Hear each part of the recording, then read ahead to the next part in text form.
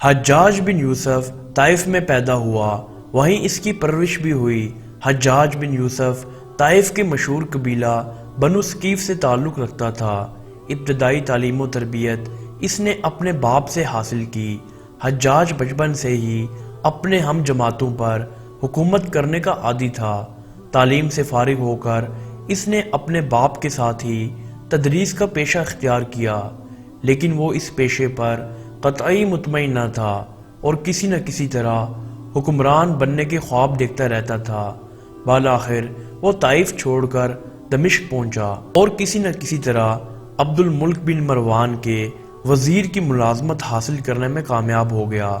وزیر نے جلدی ہی اس کی انتظامی صلاحیتوں کو بانپ لیا اور اسے ترقی دے کر اپنی جاگیر کا منتظم مقرر کر دیا۔ ایک چیز جس کی وزیر کو ہمیشہ شکایت رہتی اس کی سخت گیری تھی، لیکن اس سخت گیری کی وجہ سے وزیر کی جاگیر کا انتظام بہت بہتر ہو گیا تھا۔ اتفاق سے عبد الملک کو اپنی فوج سے سستی اور کاہلی کی شکایت پیدا ہو گئی اور اس نے ایک محتسب مقرر کرنے کا فیصلہ کیا۔ وزیر نے حجاج کا نام پیش کیا، لیکن یہ وضاحت کر دی کہ آدمی سخت گیر ہے، اس لیے وہ اس کے افعال کے لیے جواب دہ نہیں ہوگا۔ اس طرح حجاج عبد الملک کی فوج میں شامل ہو گیا۔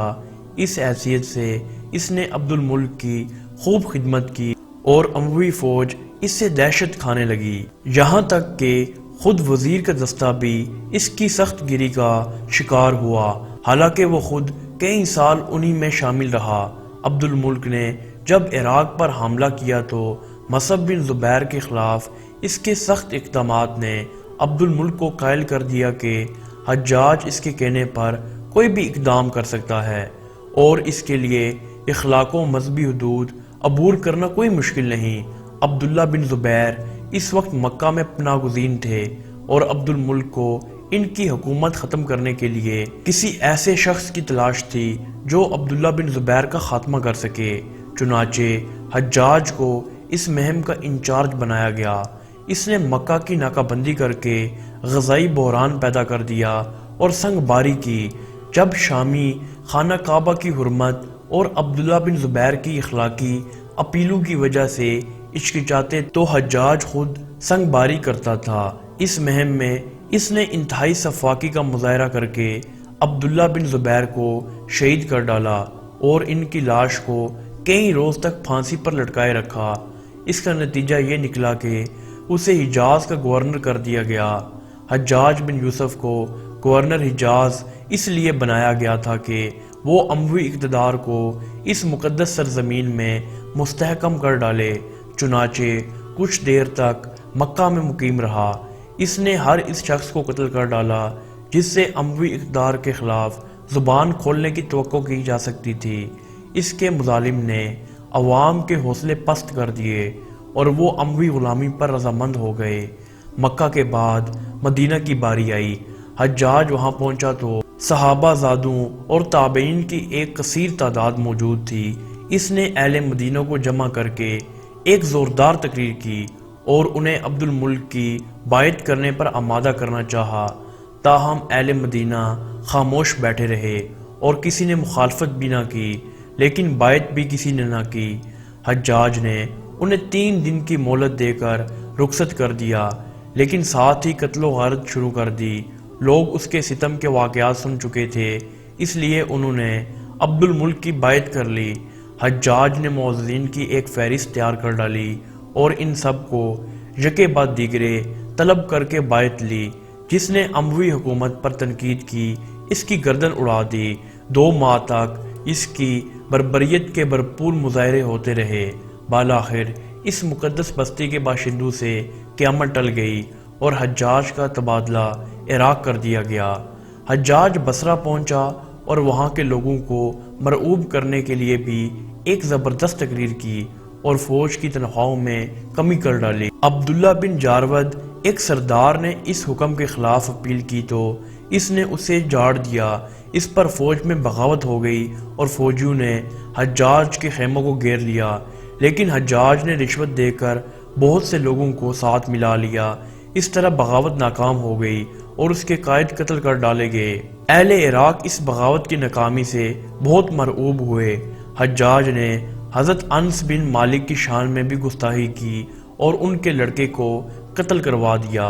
تاہم عبد الملک نے اس پر سخت گرفت کی اور حجاج کو حضرت انس بن مالک سے معافی مانگنی پڑی۔ عراق پر کنٹرول کرنے کی وجہ سے عبد الملک نے حجاج کو پورے مشرقی مقبوضات کا گورنر بنا ڈالا۔ اس حیثیت سے اس نے خوارج کے خلاف مؤثر کارروائیاں کی۔ بحرین، عمان اور حرمز کے خوارج ختم کر دیے گئے۔ البتہ شبیب خوارجی کی بغاوت کو دبانا ایک مسئلہ بن گیا، کیونکہ اس نے بنو امیہ کے مظالم کے خلاف جہاد کا نعرہ لگا رکھا تھا اور اسے بعد نہایت مخلص بااثر لوگوں کی حمایت حاصل تھی۔ اس نے محمد بن مروان کو شکست دی۔ حجاج کے بھیجے ہوئے 4 لشکر یکے بعد دیگرے اس سے شکست کھا گئے۔ بالآخر حجاج نے کوفہ سے ایک عظیم لشکر عباب بن ورقہ کی قیادت میں بھیجا، لیکن شبیب نے صرف 1000 سواروں کی مدد سے اسے شکست دے کر کوفہ کی طرف بڑھانا شروع کر دیا۔ حجاج خود مقابلے پر آیا اور ایک شدید مارکے کے بعد شبیب کو شکست ہوئی اور وہ دریا عبور کرتا ہوا ڈوب گیا۔ حجاج نے ولید بن عبد الملک کے عہد میں فتوحات پر زیادہ زور دیا۔ سندھ اور ترکستان میں بے شمار فتوحات کی۔ اس نے اپنے بھتیجے محمد بن قاسم کو سندھ پر حملہ کرنے کا حکم دیا اور یوں ہندوستان میں پہلی مرتبہ مسلمانوں کی باقاعدہ حکومت قائم ہوئی۔ حجاج کا ایک اور کام نو مسلموں پر جزیے کا نفاذ ہے۔ چونکہ لوگ تیزی سے مشرف با اسلام ہو رہے تھے، حجاج کو یہ خطرہ لاحق ہوا کہ اس طرح لوگ مسلمان ہوتے رہے تو حکومت کی آمدن کم ہو جائے گی۔ چنانچہ اس نے نو مسلموں پر جزیہ لگا دیا۔ اس سے مفتوحہ قوموں میں شدید رد عمل پیدا ہوا۔ حجاج نے اپنی تلوار اور قوت بنو امیہ کے استحکام کے لیے استعمال کی، جس سے وقتی طور پر اموی حکومت مستحکم ہو گئی، لیکن اس کی غلط کاریوں نے عوام کو اموی حکومت سے مایوس کر دیا۔ حجاج نے اپنے اور حکومت کے مخالفین پہ بے جا ظلم ڈھائے۔ اس کی محبوب سزا مخالف کو ننگا کر کے بغیر چھت کے قید خانوں میں رکھنا تھی۔ اس معاملے میں وہ مرد اور عورت کی تمیز بھی نہیں رکھتا تھا۔ مزید اذیت کے لیے وہ ایک ہی خاندان کے مرد و عورت کو ایک ہی جگہ ننگا قید رکھتا۔ اس وقت میں اس کے ننگا قیدیوں کی تعداد 50,000 تک پہنچ گئی تھی، جن میں 30,000 خواتین تھیں۔ ان قیدیوں میں اکثریت بنو امیہ کے سیاسی مخالفین کی تھی۔ حجاج بہت ظالم تھا۔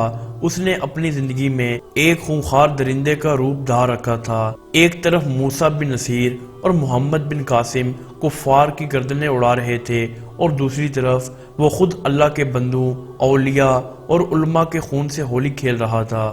اس نے جو آخری قتل کیا وہ عظیم تابعی اور زاہد و پارسا انسان حضرت سعید بن جبیر رضی اللہ تعالیٰ عنہ کا قتل تھا۔ انہیں قتل کرنے کے بعد حجاج پر وحشت سوار ہو گئی تھی۔ وہ نفسیاتی مریض بن گیا تھا۔ حجاج جب بھی سوتا، حضرت سعید بن جبیر اس کے خواب میں آ کر اس کا دامن پکڑ کر کہتے کہ اے دشمن خدا، تو نے مجھے کیوں قتل کیا؟ میں نے تیرا کیا بگاڑا تھا؟ جواب میں حجاج کہتا کہ مجھے اور سعید کو کیا ہو گیا ہے؟